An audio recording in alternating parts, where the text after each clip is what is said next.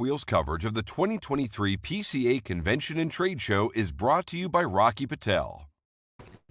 Hi everyone, my name is Charlie Minato, and to my right and your right on the screen is Brooks Whittington. Hello, Charlie. How you doing? You know, I'm trying to count down the minutes until we have a technical difficulty, so... Should be any minute now.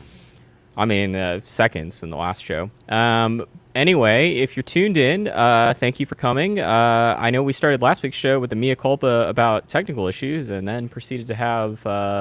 let's see if I can get this right. The audio was better, but still bad for the entire show. Your computer restarted. Twice. And, well, no, I think only once during the live show. Oh, right. Once during the walkthrough, and my camera died. So, just killing it last week. Anyways, we're back again for another show previewing the 2023 PCA Convention and Trade Show. Sort of. And we've teased that we didn't really know what to do for this show, and we now have an idea. We're just going to stare at this blank screen. And we're calling this the 10 products we're looking forward to a Redux. So next week, we're going to do the 2023 edition of the 10 products we're looking forward to that are debuting at PCA 2023. We do this every year where Brooks and I basically each pick 5 products. We used to do them split between accessories and cigars, but increasingly there aren't as many announcements in like mid-June, so we've tried to put them all together. But so... next week we'll talk about 10 products that we're really looking forward to and why. And we did that last year to close out our sort of preview shows. And so we're going to take a look back at the 10 products that we listed last year and talk about why we put them on that list and whether or not we think they sort of not like held up, I guess, per se, but what we thought about those products after seeing them in person, and in some cases we've even reviewed them. And so we're just going to do a bit of a look back, and then we'll preview, I think, 9 new products that have been announced this past week that are going to debut at next month's 2023 PCA Convention and Trade Show. As you can see on the screen, we have a big gap in between next week's show and then the next live show. By the time you see... after next week's show. The next live show after that will be from Las Vegas, from the trade show floor in the Half Wheel bunker. None of the Half Wheel team has done much work about setting up these interviews, but we will do our traditional sort of morning interview series. We'll see if Brooks makes it to his interview, or I guess if Brooks's phone makes it to his interview this year. You're looking at me as if you thought that you made it to last year's interview. You did not. I don't remember, honestly. That was the day you lost your phone. That was not... no, I lost the phone the night before. Sadly, it wasn't because I was drunk. No, I actually... That would have been actually a really good excuse. I just left it on one of the... I actually think you lost it at the very early hours of the morning, if I'm not all right. recall. Close enough. Before I went to bed. And I wish I was drunk. It would have been a good excuse, but sadly not. Well, you know, things happen. Yeah. Anyway, so what cigar are you smoking, Brooks? Cigar I'm smoking is the Romacraft Baca, made for the 25th anniversary of the humidor. Where's the humidor located? I'm gonna say North Carolina. Maryland. It's close enough. I guess former ACC compatriots, but fuck Maryland. I'm smoking the Taiwahe 10th Tuxtla, the new San Andreas one. Taiwahe. Thank you to Taiwahe for sending us some, I think probably the first time we've ever gotten samples. Please don't continue to send us samples, both Taiwahe and everyone else. We don't review cigars that are sent for free at this point, so... I think we have a box of those too, by the way. Not of these. These are the... T110s. These haven't been released yet. Right. But they wrapped them in gold foil. They were sitting on my desk, and I was like, well, I'll either smoke them now or I'm probably not going to smoke this particular cigar. They were very nicely wrapped. Yeah, gold foil. Gold foil and... All right, so anyway, so what we're going to do, and this is more for like Brooks than it is for you, the audience members here, but a good reminder for Brooks and I here, we're going to describe what the product was or is that we named, and then we'll talk about why we named it and then kind of how it played out. So Brooks, you're going to start us off with the first product. Do you want to talk about something else? Nope, we nixed that. Okay. Or I nixed it and told you about it. So the first project we have, the first thing we talked about was or the first thing I'm talking about, is the Fratello Vice Versa. Now, I found this to be a very interesting project when I introduced it, when I thought about it, and when I put it on the list, because it is a cigar that is capped at both ends. Now, it's designed to be actually smoked from either end, and it's capped at both ends. And so the idea is that it's blended to be stronger or lighter, depending on which side that you smoke it from to begin with. So you smoke it on one side, and it's stronger, it gets lighter. You smoke it on the other side, it's lighter, it gets stronger. Now, this is not a new, the Vitola, the idea of capping the cigars is not exactly new. Viaje did it back in 2018 with the original. Definitely before 2018. Zombie. 2008? Maybe I'm missing it. I don't think it was 2008. It was a long time ago. And the original Zombie was capped at both ends. I guess maybe it could have been 2008. No, it couldn't have been. Keep going. That cigar had some issues because of the fact they didn't put a pinhole into the caps, and had some issues with the tobacco not being able to actually breathe and release humidity. The Viaje, that is. I mean, why does that happen? Because most people, I think, are concerned about having enough humidity in their cigars. Well, why the is there? wrapper covers the tobacco, and if you don't actually allow it to breathe, then that humidity is actually just contained within that tobacco, never leaves. Why would that be a bad thing, though, Luke? Couldn't they just lock in the humidity? Yes, lock in the humidity by all means. We'll see what happens. Viaje, it didn't work out for Viaje very well. It causes construction issues. It causes issues. No, okay. The answer we were looking for is that when the cigars are rolled, they are rolled much wetter than you want to smoke them. They need to be clear, I wasn't wrong. He just went out what he was looking for.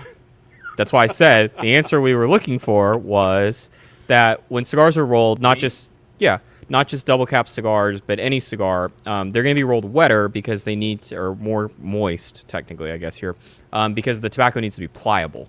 And so when you hear about cigar companies talking about how they age their cigars for 30 days, they're not aging it in the same way that like you age whiskey, where they're like the reason why they're aging it primarily once they're rolled is to have the excess humidity, which also carries a lot of ammonia, to leave the cigar. And as Brooks mentioned, if both ends are capped, the humidity cannot leave the cigar, which then means by the time it shows up to you, you have a very mushy, moist cigar, and it affects both burn and flavor. Keep going. Right. So that wasn't a good idea for Viaje. They learned from their mistake, and subsequent releases had pinholes in them. So I found it to be a very interesting. This is Vice Versa. Very interesting idea. I think that there was some problems with it actually being released. And Charlie, you want to mention something about that?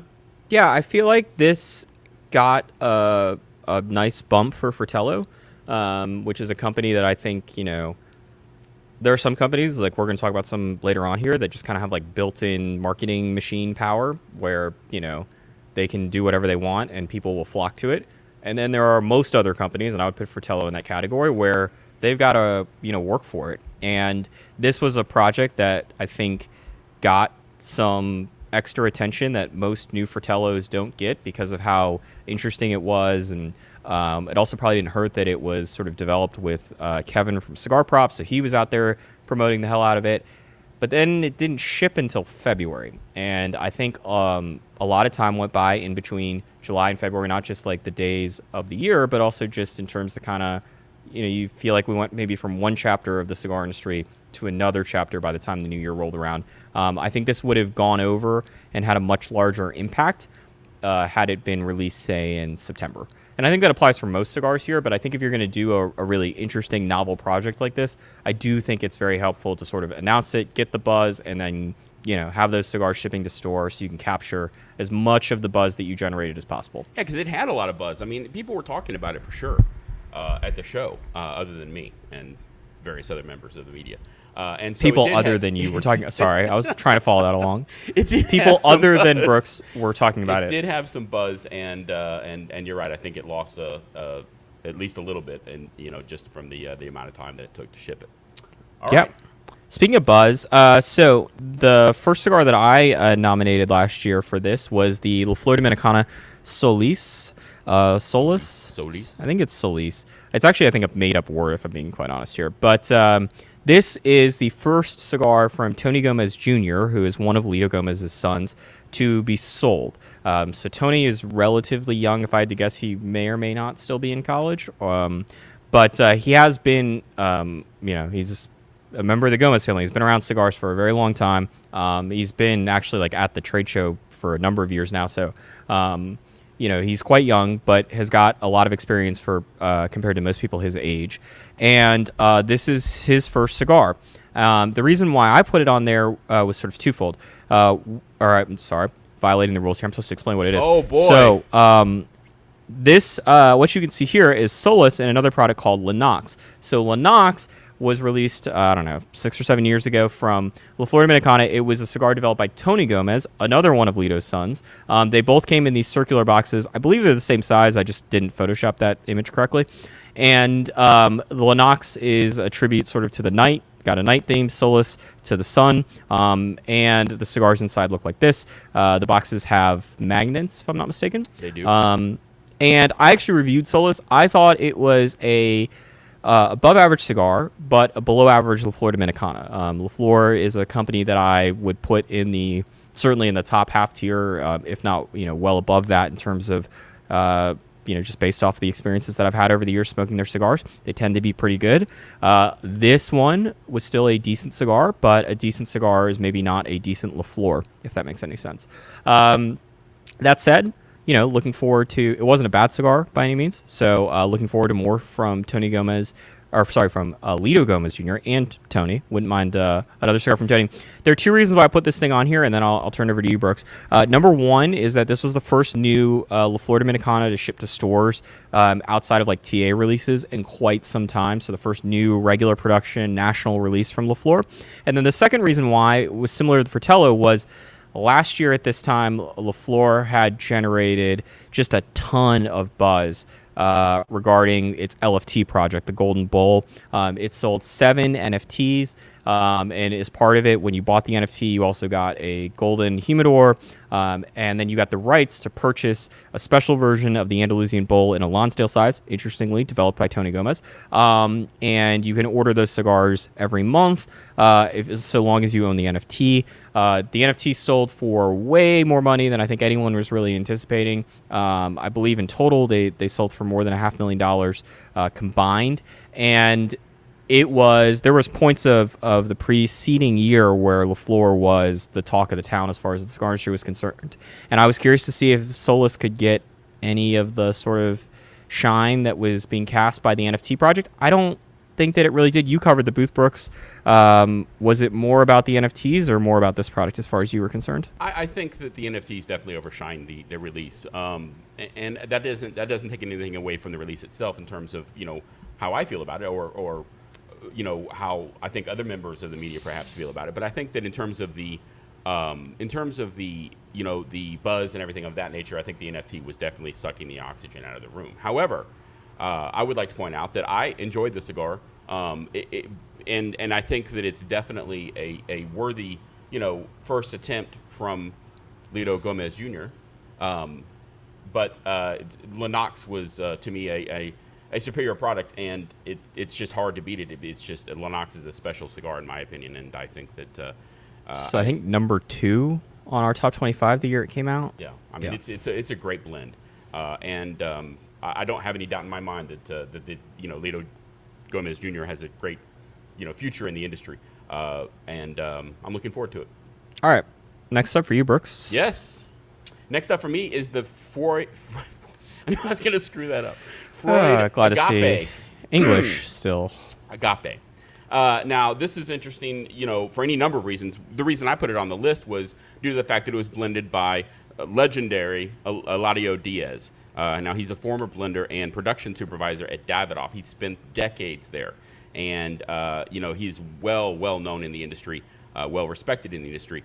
And, he left Davidoff, I don't know when, 2 years ago? A year ago? And, not a year ago, because the factory was open then. I think probably closer to 3 than 2. Opened his own factory, and this was one of the first releases to come from that factory. And, all of that is very, very interesting to me. But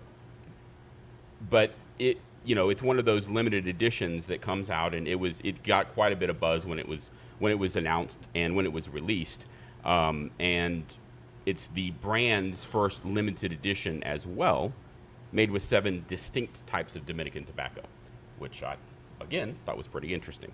Only sold in one size, a 5x54 Robusto, and I thought it was, a very good cigar, but I reviewed it. Is that what the review said? Yes, the review said it was a very good cigar, but it certainly fell short of what I was expecting from something from Eladio. Now, you think that you have perhaps one of the reasons why that I didn't mention in the review because I didn't think about it, but you could bring up a good point that I hadn't thought about. Yeah, thank you for reading 10 questions for 2022. You're welcome. In the 10 questions for 2022, one of my questions was, what do the cigars from Eladio Diaz's new factory taste like? In late 2021, Diaz announced Tabacalera Diaz Cabrera, his new factory, which is where the cigar comes from, and is someone that has smoked but has been able to smoke a few of Eladio Diaz's birthday cigars over the years. How many have you smoked? Maybe close to a handful. Like different ones or unspecific number you continue to give me. Yeah, give or take. I would say I've probably smoked different ones. 4 or 5 different ones, and a couple of them multiple times. I smoked 2. I find them to be so. Eladio would make these cigars when he was at Davidoff. He would make these birthday cigars that wouldn't be sold, and they tended to be a lot stronger than your typical Davidoff blend would be. And I really, really enjoyed them. It was one of those cigars you're like, I really wish that this was something that was available for sale and that people could smoke on a regular basis. So I was curious when he announced his own factory if that would mean that we would get stronger, still complex and very well-made cigars, but stronger cigars, both in terms of nicotine and in terms of flavor. And I think we're seeing some of that, but we're not like those birthday cigars. I mean, some of them are some of the best cigars I've ever smoked. I think that one of the things I mentioned in the 10 questions editorial was Eladio has had access to Davidoff's tobacco library, which is amongst the most extensive and probably expensive in the world. And in particular, when it comes to diverse amounts of aged tobacco, or not great amounts of diverse types of aged tobacco is a better way of saying that. And I wondered what it would be like when he no longer had access to Davidoff's library. There's no question Eladio is incredibly talented at making cigars, and in particular at like quality control standards. I mean, you want to talk about the guy that is most responsible for Davidoff's quality control reputation, I would say that is Eladio. But it's certainly in modern times, I guess I should clarify that. But there is something that he may not have access to, and you just sort of can't make up, having tobacco that's 8 years old versus 4 years old. Time is constant and cannot be changed, at least not as of now. I reviewed another cigar from Eladio's factory for Freud. Which one was that? Super Ego? Super yeah, it's similar story here of good cigar, but pricey cigar and not one that I would say I felt like I would recommend at that price point going forward. I am also curious to see if we get Eladio has worked with some other clients, but it would be nice, no disrespect to the people at Freud, but it would be nice to see another client come in there and just sort of see like how much of this is related to Freud and how much of this is related to the factory and those sorts of things. Because once again, this is kind of like watching, an MVP candidate go on to a new team and it maybe it's working okay, but you're like, man, it could be going better. That's how I kind of feel just based off those birthday cigars. I mean, they're quite good. They are. All right. See how many more backhanded compliments we can give today. So I put up the Asylum 10 on this list, and for those of you that are unfamiliar, Asylum has basically an anniversary series. I believe it started with 7, but maybe not. Maybe it started with 8. Didn't start with 6. There was a 7. I think so. So every year for the last 2 years now, at least, Asylum has released a new numbered cigar, typically in 2 sizes. They have come in the 11 by 18 size that was made famous at Camacho, and then a 7 by 70 size, which is sort of, I think what most people identify Asylum with.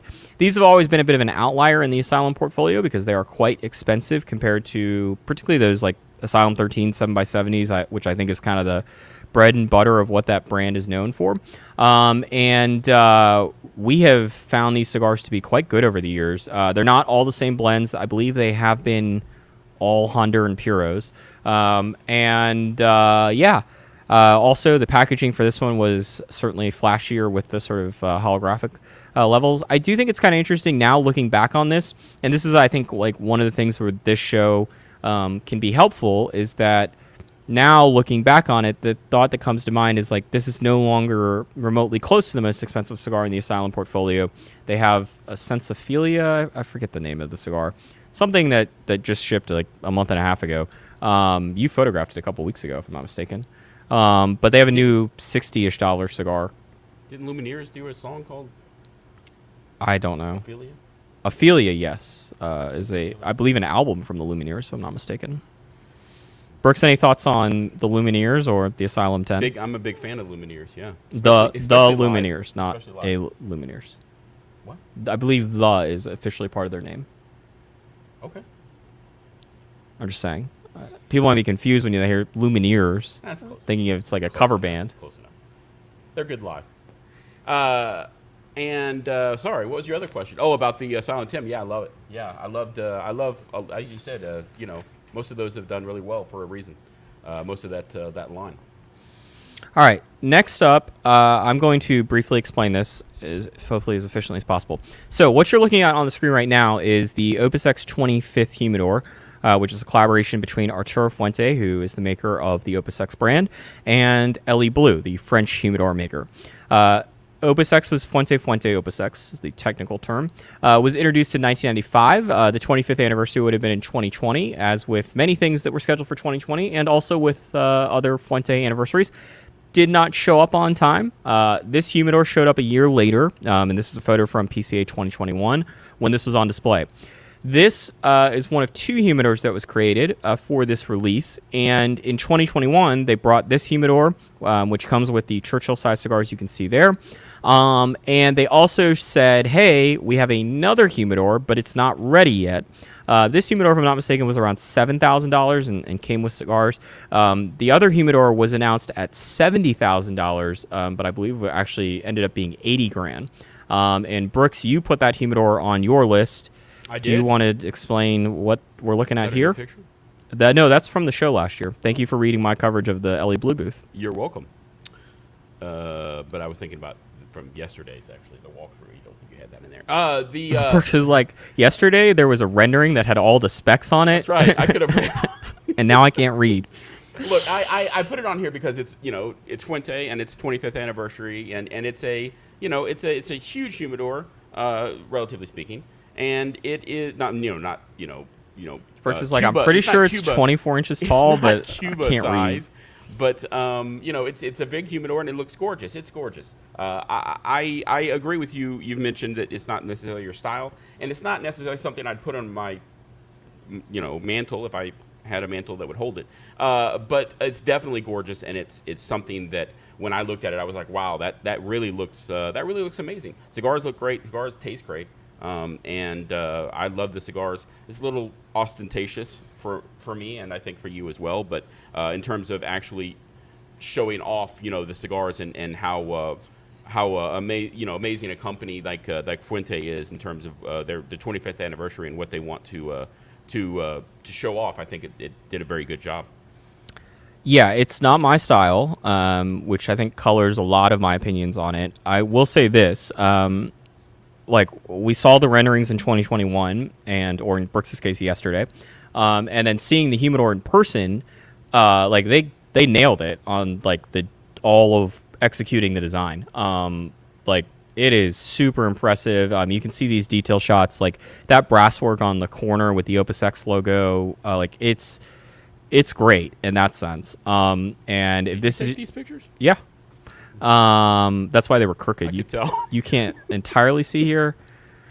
Well, yeah, I'm shooting them with the 1635, and it's like every single picture is just warped on the edges. Oh, and by the way, the lighting was spectacular. I am an award-winning photographer. I'd just like to point that out. So, where my issue is with this is I feel like that if they had done like a humidor that was designed to look like the Opus X band or the X or something like that, I feel like there was a lot that could have been done there. There's a reason why I'm not in charge of designing these things, though. So I'll say this, like, concept was executed, nailed, incredible. Curious to see if the Opus X 25th cigars are available in some other format that doesn't involve buying a $7,000 or $80,000 humidor. All right. Next up on the list, we have video for this, Nice. is the S2 Dupont Le Grand Cling, or Ping in the U.S. So this lighter right here that I have is the original S2 Dupont Le Grand. And this lighter is larger than your typical, I guess I probably could just like... Do we have video, or are you going to show it? No, I'm going to show it eventually. Oh, okay, all right. All right, so this is the original S2 Dupont Le Grand that was introduced, 7 or 8 years ago. This is larger than a typical S2 Dupont Line 2, and the way that it works is you activate it like you would any other Line 2, and then you can't really tell there because of the contrast, but you push up on the roller ball, and there is, you can kind of see there. Put it against your hair. There is a torch flame, so it's a dual flame S2 Dupont lighter. There's one problem that many people identified with this lighter, and I'll explain to you right now, which is that when you open up the lid, it doesn't ping. And it was never intended to ping because of how it's designed. Or in the rest of the world, apparently they refer to it as a cling. So I'm going to show you a video of this version, which they debuted last year, alongside some other S2 Dupont lighters. So here we go.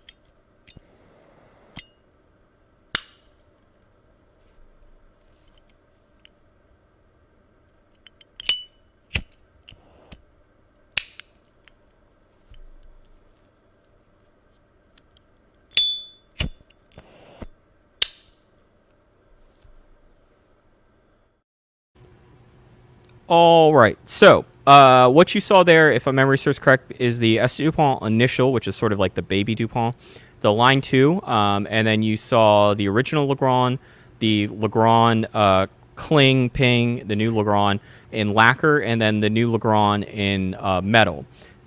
So unfortunately, they did improve the sound regardless of which model you get. But if you get the metal ones, they sound like a Line 2 more or less. They have the distinctive ping. Despite what that picture might show you, or the graphic shows you there, the lacquered ones make like a half ping, I would say. It's better than the original Le Grand, but it is not what you would expect from a Line 2. I feel like Dupont maybe could have done a better job of letting people know that. But it does solve a problem. I mean, we had dinner with somebody a few weeks ago, actually, and they were like, my son graduated from college, and he's always liked my lighters, and what he really wanted was the Le Grand, but he wanted it to ping, and I couldn't, like, find it. And then I went to a store, and they had one, and it pinged, and it was great, and he loves it and whatnot. And, like, it nailed it in terms of solving, at least for the metal versions, of solving that problem, which is people that had this lighter, they really want it to make that distinctive ping sound. I'll also say there's some other improvements to the lighter or changes to the lighter. It is a lot heavier than it used to be, which may or may not be an improvement as far as you're concerned. They also have modified like the way that you fill up the lighter is more like a Line 2 than it is on the original Le Grand. And I would say the lighter feels much more substantial. I know you were super impressed with like how it feels in the hand. It feels great, yeah. It feels like a very expensive, heavy, substantial lighter. Well, it is like $1,500, so does it feel like $1,500? Maybe in like quarters. I would say that it feels like an expensive lighter, yeah. Yeah. So, I think to keep that one. It's up to Patrick. I think I asked for it, but I don't think I'm going to get it. He definitely ignored you on that one. All right, I think we have another cigar accessory up next, Brooks. Yes, indeed we do. Now, this is the Baller from Cigar Medics. This is a new type of way to cut cigars, and this was the main reason that I put it on the list to begin with. It's not often that a different type, different way, different method of cutting cigars comes along. You've had the basic, 4 different ways for the longest time. 5 different ways, I guess, if you cut with a knife or something. 6 if you cut with your fingernail. Regardless, there's not many. 7 if you cut with your mouth. There's not many different ways that come along very often. And so this is a very interesting product that I put on the list because it works as a way. It works.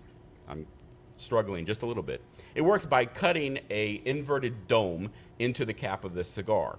And it's kind of a cross between a V cut and a straight cut, if you want to think of it that way, albeit with a dome instead of a V. But regardless, there are issues with it. I reviewed this cutter because I reviewed the cutters on the site, and I reviewed this cutter, and I love, I love a lot of things about it. I love the design. I love how interesting it is. I love, the idea behind bringing something new to the market has always been fascinating to me.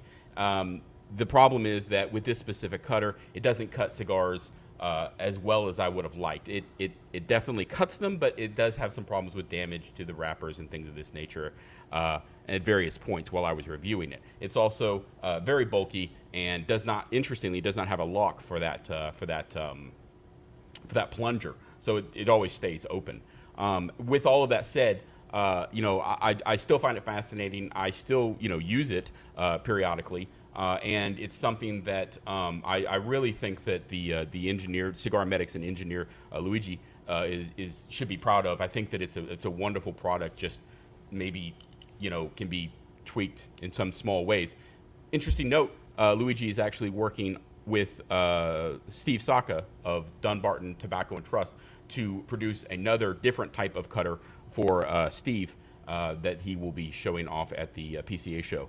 Although I don't think it's for sale. So I'm looking forward to seeing that, seeing what Luigi and Steve. That cutter's nice. I got to play around with it a little bit at TPE. Yeah. I'm a big fan of it. Can't wait. Yeah, I'll say this. I hadn't really thought of this before, but like comparing this, and you mentioned like this is a new way of cutting cigars that we have not previously seen. If you compare this to like the other ones that I can think of, so that would be the cigar knife category, which seems like it's not an entirely new thing because there was basically just a straight cut, right? So. Well, yes, but that design is. Oh, you're talking about yeah, okay. Yeah. It's not entirely new. There was the Del Mar cutter from like the 90s, but it's sort of fallen out of style and come back. Or like the Shurkin, right? Remember that thing? I do remember that. This is far better than the first attempts of that. Like Certainly. Those are cutters. It depends on the cigar knife, right? But you've reviewed plenty of them, and most of the first attempts have not been great. Have not. This is a cutter that you can actually cut cigars with and not damage it. As you mentioned, I find it to be very bulky, and I'm curious to see if there are some improvements that they can make for second and third iterations of this that will improve upon making this just a more usable cutter and a cutter that's easier to live with. It reminds me a lot in some ways to like the Le Grand, or my issues with the Le Grand cutter outside of the price, or the lighter, sorry, from Esteban. The issue is it's just too bulky, and it doesn't do a substantially better job, or really even a better job than a whole bunch of other things I own. And therefore, because it's bulky, I choose to use something that works a little bit better and is less bulky. Right, and I want to be clear here. The damage that I got to the caps didn't happen every time, or even the majority of the time. It's just an issue where all of the other issues with it, the bulkiness and the fact that it's just so difficult to carry around when you're talking about. It wasn't the other issue like visibility is a little tough here, and visibility was an issue as well. I didn't want to go through all of them in the concept of time. However, I just felt like we could either keep repeating how bulky it is, or. But it's definitely it's fun to use. It's fun to show off. I'll give him that, and it definitely works to cut cigars. It's just all of the issues that it has just kind of coalesce into something that I'm really hoping that they can that they are wanting to try to fix in future versions. All right, next up on the list is the Blackwork Studio Killer Bee Shaolin. This is or was the newest size to the Killer Bee line. I believe it actually still is. I don't think they've announced a new Killer Bee since then. As you can see here, they're very colorful and interesting wrapper design. Blackwork Studio, for those of you that are unfamiliar, is a sort of sister brand to Black Label Trading Company, owned by the same people, so James and Angela Brown of Oveja Negra. And Blackwork Studio tends to release cigars that are a lot funkier than Black Label Trading Company in their design. So barber poles are pretty common. And obviously this is beyond just a barber pole. It's got the candela foot. And then at the top of it, you don't see torpedoes that sort of have that like stripe design there all that often, particularly for sale and particularly for sale for, a relatively affordable price point. I put this on here because Killer Bee has been where my favorite cigars from the Oveja Negra factory have come from.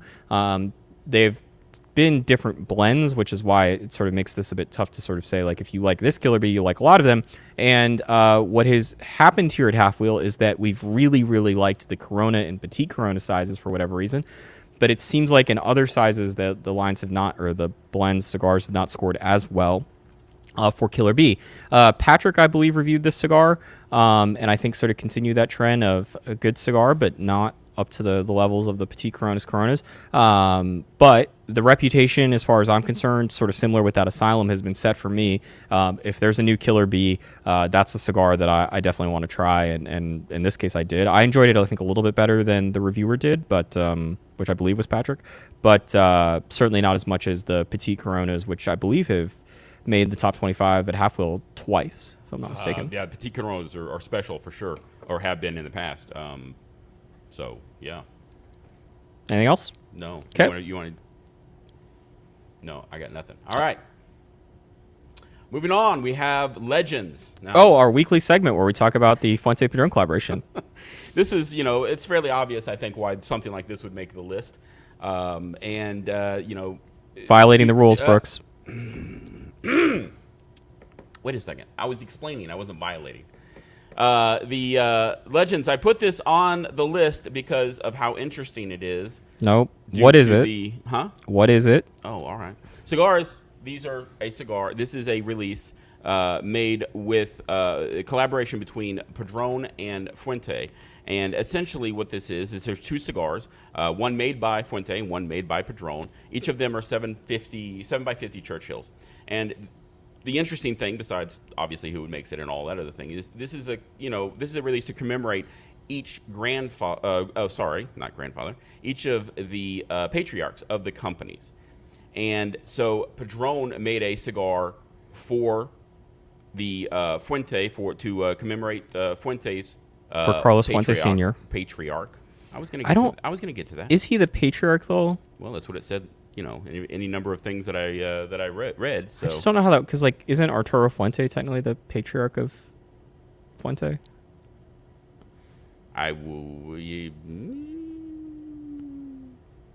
It's possible that I screwed that up in stories. Certainly, I think Carlos Fuente gets credit for turning the company into what it is today. When he took over the company, he infamously or famously paid his brother $1 for the cigar company, and it wasn't even worth that. It was in debt. So, the legend who made it what it is today. Indeed. All right, so that's the Padron cigar. And then Fuente made the cigar to commemorate Jose Jose Orlando Padron. And these were announced 2 years ago, but did not show up. Announced in 2020. Or the project was announced in 2020. Did not show up at the show, and then showed up at the show last year, finally. And do you have the picture of the crowd? So the idea of this crowd, I believe Patrick took this picture at the show. You can just see it's a massive, overwhelming response. And there's a reason for that. Obviously, you got two of the biggest names in the cigar industry, doing cigars, and they're supposed to be released on Father's Day. Is that correct? They were supposed to be in stores by Father's Day, which is Sunday. That's Sunday, right? Yeah. Is that going to happen? It seems like probably not. Can't rush the hands of time, Charlie. You know this. I asked Padron last week, and what Jorge Padron told me is that he is a big fan of surprises. That's what he said. it was either he's a big fan of surprises or he likes surprises, and which is interesting. I'm guessing that what he meant is he likes to surprise people. I don't know Jorge Padron all that well, but I don't take him to be one that would be a huge fan of being surprised, but you'd be surprised. So there's nothing that we've, to my knowledge, ever written about in the history of Half Wheel that has captured people's attention like this. We earlier this week were trying to think of some cigars that came to mind that could maybe like be put in the same category. I don't think there is another cigar that could be put in the same category. But ones that sort of come to mind, I would say the closest we've ever gotten to this might be the Cohiba Bahique, the second one, the BHK, which was released in 2010. That's obviously a lot different because it's from Habanos, and that's a lot of times a different audience than the non-Cuban cigars get. And at that time, it was, Habanos was in a much different place. Cohiba was in a much different place. The cigars were, basically like 20% of what they are today in terms of the price. And then some other ones that came to mind, the Padron 50th and the humidors, that certainly captured people's attention, but it's, I would say, multiple universes away from this. I've never seen half this crowd show up to anything at the trade show. Mm. Yeah. Particularly like in the middle of the day. I mean, it was astounding. You can see Hanky Kellner in the left of this picture, like just in the crowd. We had a game like play Where's Waldo with Hanky. And now, interestingly, and I hadn't actually confirmed this. Oh, this should be good. Weren't these handed out? Mm-mm. Didn't somebody? Weren't we told that these were actually handed out? Some of these were handed out at one of the shows. Oh, yes, sort of. Maybe not a show. They you say no, and then. Well, they were not handed out at PCA, but they Fuente and Padron went to Cigar Aficionado's Big Smoke in November and used what they called like prototype or modified versions of the cigars. I don't know exactly how they framed it, but cigars that were similar to what's going to be shipped. And so people got to smoke them there. They had a whole seminar. I can't wait. Yeah. It's astounding. Like in this picture, it's not just the people that were at the trade show. Not if you, but I counted up all of the traffic that we got related to PCA 2022 on the site. So all of the page views, hits, however you want to call them, from the articles that we wrote before PCA 2022, the articles that we wrote during PCA 2022, the booth posts that we published after PCA 2022. There were 4 posts, the Fuente booth, the Padron booth, and then the 2 news stories that were written about the Legends collaboration project accounted for basically 10% of the traffic that was generated regarding the trade show. Entire traffic. Yeah. Yeah. Just a crazy amount. You mentioned with the Flor earlier of oxygen being sucked out of the room. This is a different level. All right. Next up, the final product for the look back is the Oliva Advent Calendar, the 2022 edition. This was on here because in 2021, Oliva in particular said they had a great success with their Advent calendar. So they debuted this concept in 2021 where they released an Advent calendar. For those of you that are not familiar with the Christian tradition, these are Advent is a part of the liturgical calendar that takes place prior to Christmas. And these are popular, not the cigar versions, but typically Advent calendars usually have like candy or maybe a little bit of trinkets inside. Or Lego sets. Apparently in your case. But yes, a lot of brands get in on this, including like liquor brands and other things. But typically when I think of an Advent calendar, I think of something where there's like little candies inside. And you open up, each day you open up one of these little slots and you take out the candy, or in this case cigars, in the 25 days leading up to Christmas. I've always been a bit confused by this concept for cigars because Advent calendars, when it's candy, you can buy one for like $25, $30 or whatever. Some of them can be very, very expensive, but typically they're like novelty sort of items that you buy just to have around the house. At least that's what it was when I was growing up. These are expensive. They're, I believe the Oliva one's $200, and obviously a huge time commitment to smoke all these cigars. I just can't imagine them really being used as Advent calendars, which is always why it was confusing to me. I will say that in the case of the Oliva one, there were some cigars in here that you otherwise could not buy.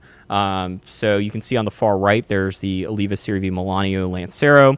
There's also Serie V Melanio Diadema, a round Melanio in there as well. But most of the cigars are regular production cigars that you could otherwise buy. It is interesting looking back on this now. I wonder how many more advent calendars we're going to see. Taiwahe, I think, should be credited as the first, at least American brand to introduce the concept, but they didn't ship their advent calendars until after Oliva's did. And the Taiwahe ones, I think putting it nicely, did not have the in-store sell-through that people, both retailers and I imagine Taiwahe was expecting.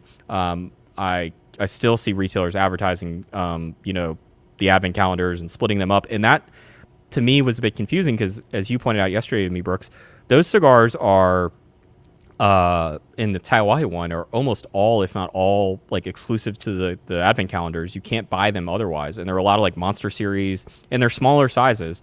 But it struggled. Smoke In created a very nicely done, interesting advent calendar concept for them. It wouldn't surprise me if the Smoke In one returns. It wouldn't surprise me if the Oliva one returns. But it would surprise me if other brands attempt this. I do think that this has sort of run its course, at least at the retail level. Yeah, the Smoke In packaging was really nice. In fact, it made our packaging awards list, as I recall, and it was really, really well done. But man, I would have thought that Tatuaje with all of the exclusive cigars, I would have thought that it would just fly off the shelves. All right, Brooks. So that concludes our look back at 2022, and we're gonna now. That went really well. It went for 47 minutes. So we're going to now quickly go through some new product announcements that have been announced in the last week. These aren't necessarily like things that we are necessarily looking forward to. Don't think that. Some of them are, but these are just highlighting some announcements that have happened in the last week, including one that, at least as of right now, has not yet been announced. So we may break some news here. We'll see if we get in time for that. Okay. Well, continuing. Brooks is like, shit. I have no idea what you're talking about. Do I have to break the news? If I have to do that, I'm going to be in trouble. All right. Hopefully it's not in Spanish. Touche. All right. Speaking of which, continuing the commemoration of family members, Foundation is releasing 2 new cigars called under its charter oak line called Pegnataro, and Pascual.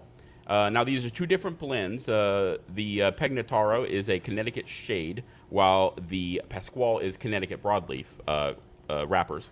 And but both are made to honor different grandfathers of Foundation founder Nicholas. Yikes! I'm just getting all screwed up here. Nicholas Malillo. Malillo. Yeah. Too many things to say at once. So these are to honor his 2 grandfathers, and both of those grandfathers liked to smoke cigars with those wrappers that he put onto each one of those specific cigars. Both are 5.5 by 48, retailing for $13. Only 500 boxes of 12 are being released for each blend for each quarter. Now, interesting note. Foundation actually just opened up a new office complex located on a 300-acre farm in the Connecticut River Valley. I could have sworn their headquarters are already in a farm in the Connecticut River Valley. Well, I said a new complex, so yeah. Okay. All right. Next up is the Rosewood 1923, and this is a new cigar from Black Star line. Most of the time when cigars are honoring anniversaries, they tend to be like the anniversary of the company or the anniversary, like in Padron's case, of Jose Orlando Padron's birthday.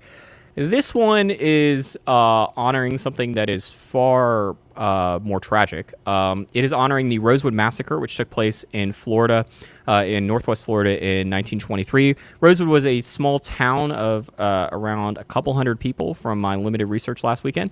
And there was an accusation that a black man had raped a white woman. And some of, not necessarily, it's unclear if it was like the white residents of Rosewood or white people in the surrounding areas, then lynched a black man. In response, the the black community in Rosewood decided that they were going to defend themselves against attacks, and the white people in the surrounding areas did not take kindly to the black people defending themselves, and so they burned the entire city down, or the town, sorry, save for one general store. And Rosewood was abandoned after that. And what's interesting about this is it's a single 6x48 cigar. Cigar-wise, the interesting note here is that it's the first time that Black Star Line is working with Oveja Negra, so that's the Black Label Trading Blackwork Studio factory that also makes cigars for Dissident and some other people. But an interesting connection here between, like, why is this cigar called Rosewood? So Eric, the founder of Black Star Line, one of his fraternity brothers was produced a movie or directed a movie in the early 90s that came out and had like about the Rosewood Massacre, I believe called Rosewood, had a surprising like strong cast. So from memory serves correct, John Voight, Don Cheadle, and Ving Rhames. I always forget how to pronounce that name. But like a surprising like group of actors there. I've not seen the movie. Have you seen Rosewood? I have not. But yeah, so an interesting tie-in, not the most uplifting story, but the 100th anniversary of the Rosewood Massacre and a cigar to commemorate that. And if nothing else, like, cigar did its job to some degree. Like, I had no idea about the Rosewood Massacre and got to learn a little bit about it. Oh, a history major, though, weren't you? Yeah, and but... you didn't hear anything about that? Well, I mean, there's, just a small amount of history that one can learn in 4 years. Granted. All right. So, moving on, we have the... This is in English, Brooks. That wasn't on my list in the same order here, yeah, Charlie. It's in a different order. Thanks for letting me know. The reason why is because it's also made at Oveja Negra.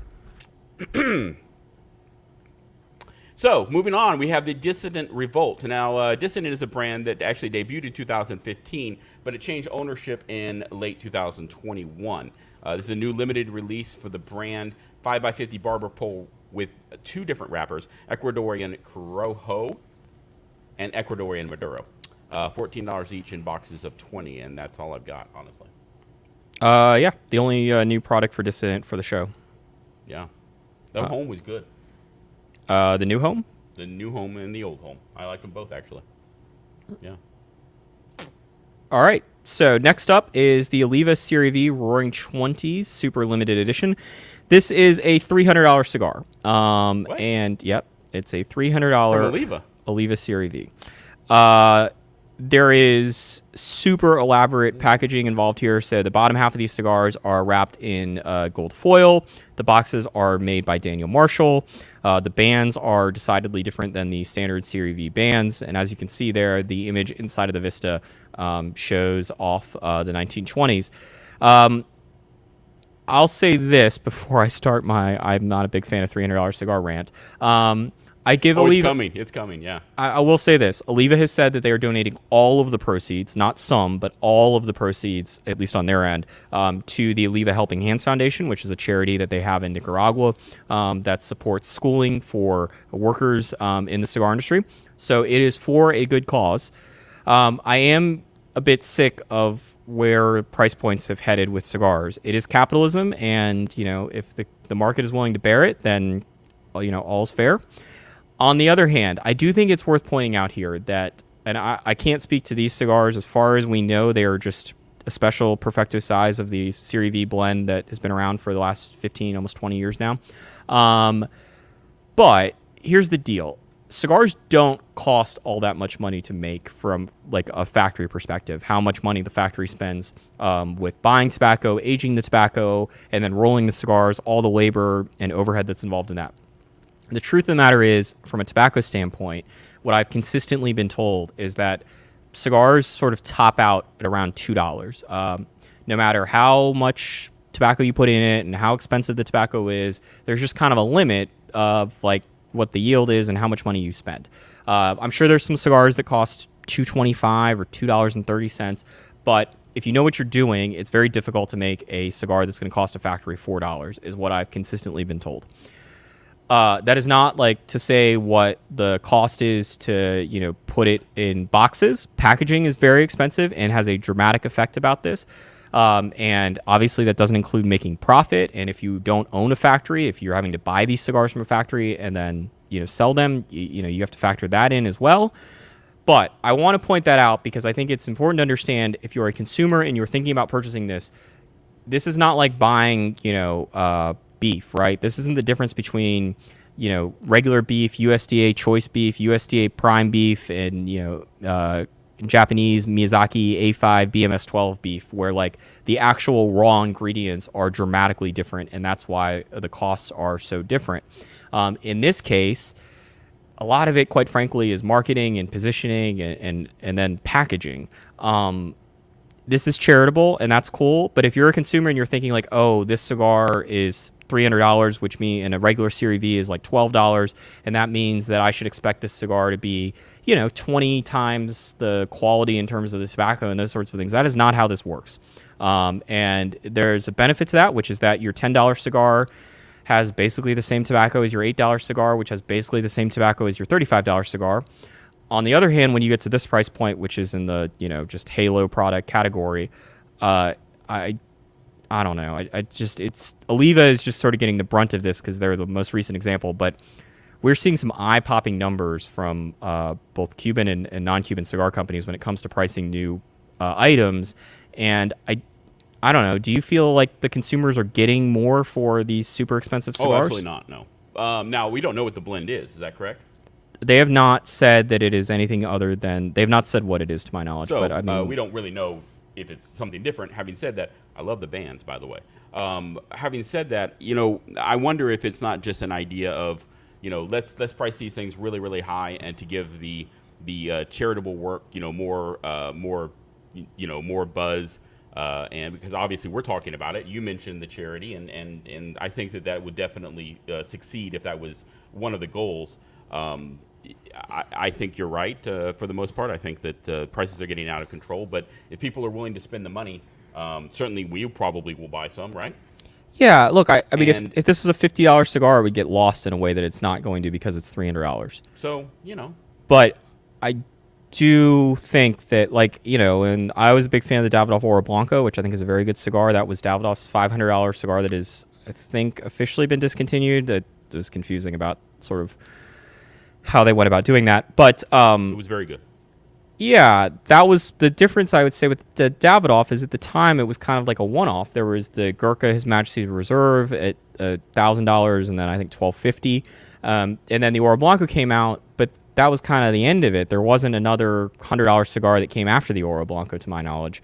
And now we're just seeing, the $50 price point, which used to be rarefied air, seems like it's getting blown out of the water on a regular basis.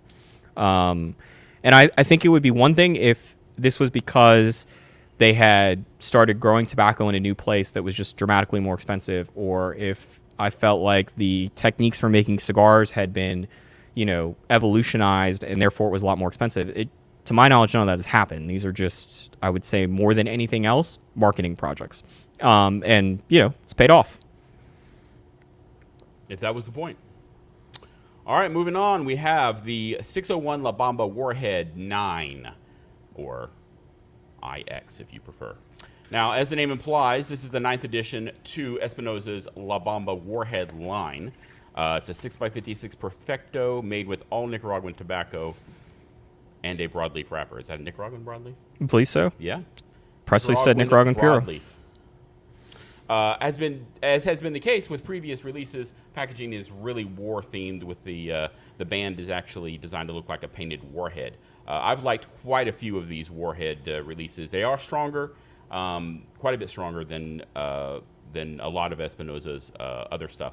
But I really have liked a few of these, and the band is actually cool because it opens up and it's actually a pretty cool design. I can't really describe it except other than how I have, but there's pictures on the website, and it's really die cool. cut to look like a kind of like a cartoon bomb. It's really cool. Yeah, I really was impressed with that and continue to be. And I'm impressed with the line typically, so definitely something I'm looking forward to trying. I'm curious about how unique this shape is. The band is playing tricks because it's not in the normal spot, so I think it makes the cigar look. It makes it look very unique. It almost looks like a bomb itself, doesn't it? The Vitola itself, although it needs to be a little bit. But I wonder if that's just like a standard. These are made at the San Latano factory, which is owned by AJ Fernandez. I wonder if it's like one of their standard Perfecto molds, or if it's and it just looks different because of where the band is placed, or if it's a new Perfecto design. But curious to see it in person to find that out. All right, next up is the Domaine Rouge by Cavalier Geneva. This is another cigar that is made in honor of someone's father. In this case, Sebastian, the founder of Cavalier. His father passed away in 2021, if I'm not mistaken. And he and his father shared a love of both wine and cigars. And so this is a cigar that is wine-themed, paying tribute to that. And I'm a big fan of the packaging here, mixing, I would say, like really classic-looking wine labels with sort of the pushing of the the Cavalier's sort of alternative styling, I would say. Interesting. There's no diamond on the yeah. So this is part of Inner Circle, which Cavalier debuted last year, and Inner Circle was supposed to show like a new side of Cavalier in a way. And so Cavalier Geneva, if you've ever smoked cigars or seen them in stores, you will likely have noticed that they have a piece of 24 karat edible gold foil made to look like a diamond that is placed on the wrapper itself. Inner Circle did not have that. It was, I believe, the first Cavalier to not have it. And I don't think these cigars do either. So packaged more traditionally than, or at least appearance-wise more traditional than the ones with the gold foil. And curious to try the cigars, and really like the packaging and cool tie-in with the story. Obviously, not the most upbeat times, but a nice tribute. Yeah, I'll try anything from them. I mean, they've certainly put out some really good cigars, and certainly I've liked quite a few of them. Yep. Yeah. All right, moving on. We have the Ohana Nui Aloha. Now, Aloha is the first blend from Ohani Nui brand. The latter, Ohani Nui, it translates to extended family, big family, or big family from Hawaiian. Now, Ohana Nui brand is a project launched by Ohani Nui, Ohani Cigars, and 262 Cigars. And it is a 6x50 Toro priced at $9 each, sold in bundles of 10.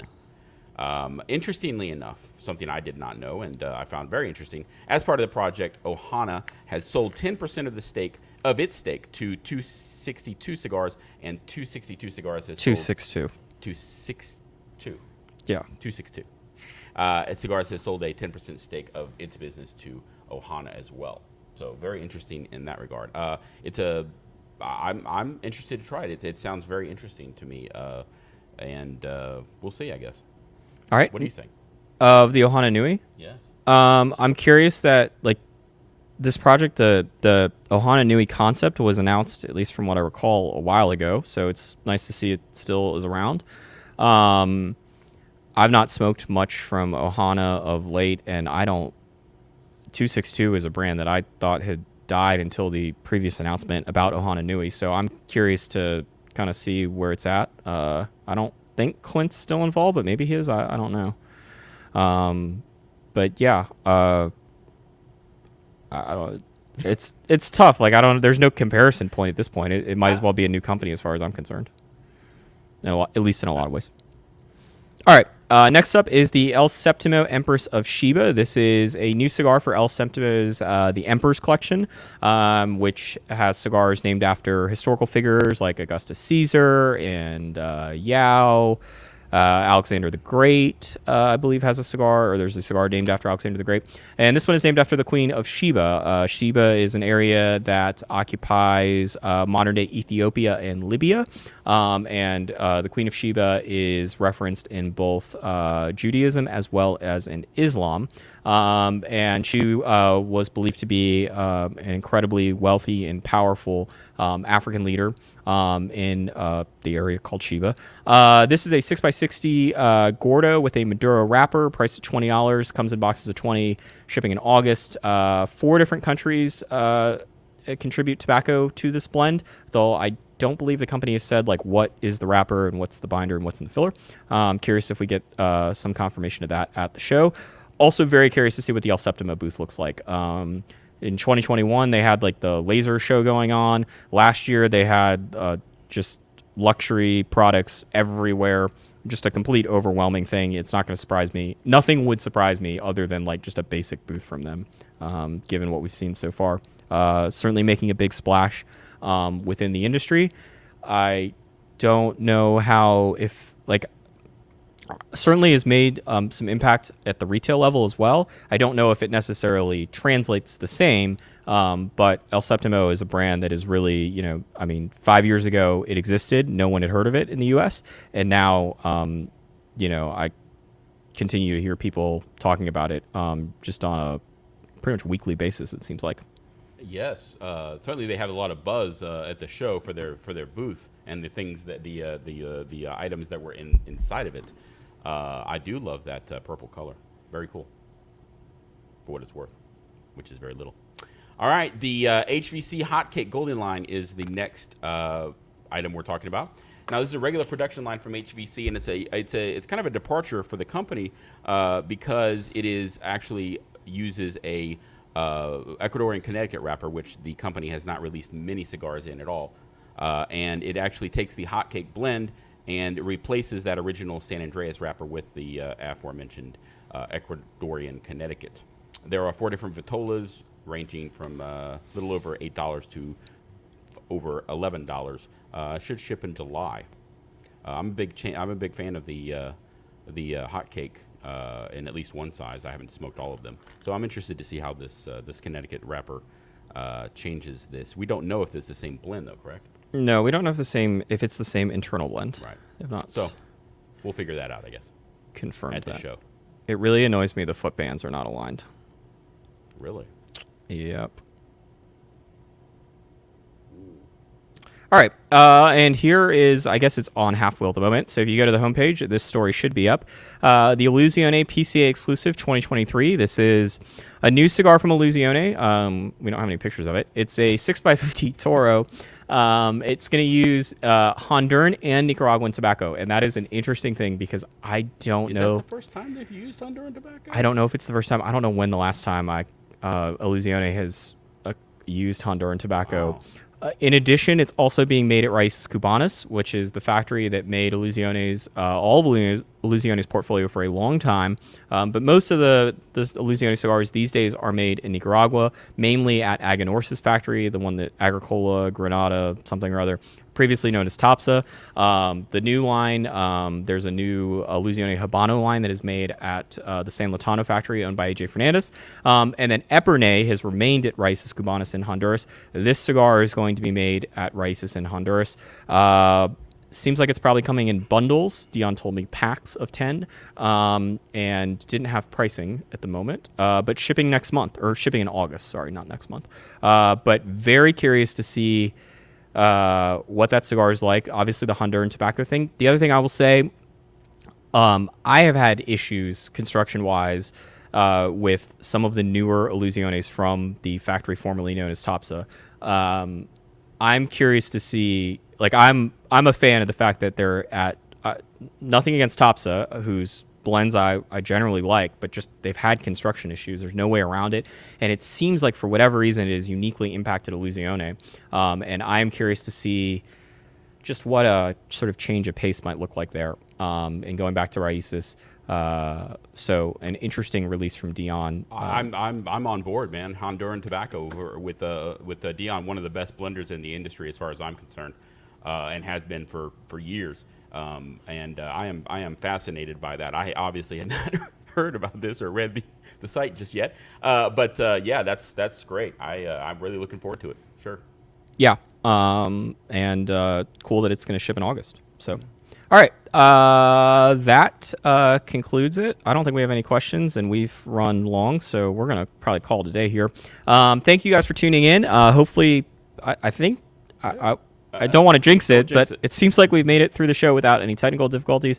As a reminder, we have another show next week, same time and place. That'll be the 10 products we're looking forward to. So the first half of this show, we're going to do the same thing where we sort of say, hey, basically what kind of, I'm sure the Illusione will be on this list, right? So it's like, here's this new Illusione that's releasing at PCA, and here's why we think it might be important. It's the first time in a while there's a new cigar from Raíces from Dion. First time we can think of that he's using Honduran tobacco. Also the first PCA exclusive from Dion. So we'll break down 10 of those products, or one plus the Illusione plus 9 others probably. Don't know if we're going to have our weekly Where is the Fuente Padron collaboration segment, but maybe we will. And then we've got some shows from Las Vegas in July. Yeah, and thank you to Rocky Patel for sponsoring our pre-show coverage. Don't worry, those ads will be up on the site not next week, I think, the week after that. But everyone's able to miss them. Everyone's favorite ads, will be on the site. Look, I understand as a reader of Half Wheel, it might get a little annoying, but it is a lot of work and a lot of money that we spend to cover the trade show in the way that we do. So it is important that companies like Rocky Patel are willing to support that effort, and we are certainly very thankful for them to do it. Thank you, Rocky Patel. And maybe next week we'll be able to talk about the cigar that we've been teasing in these ads, or Rocky Patel's been teasing in these ads, the Conviction. I'm told that there is an announcement coming shortly. But until then, you can watch this ad, and we'll see you next week. Half Wheel's coverage of the 2023 PCA Convention and Trade Show is brought to you by Rocky Patel.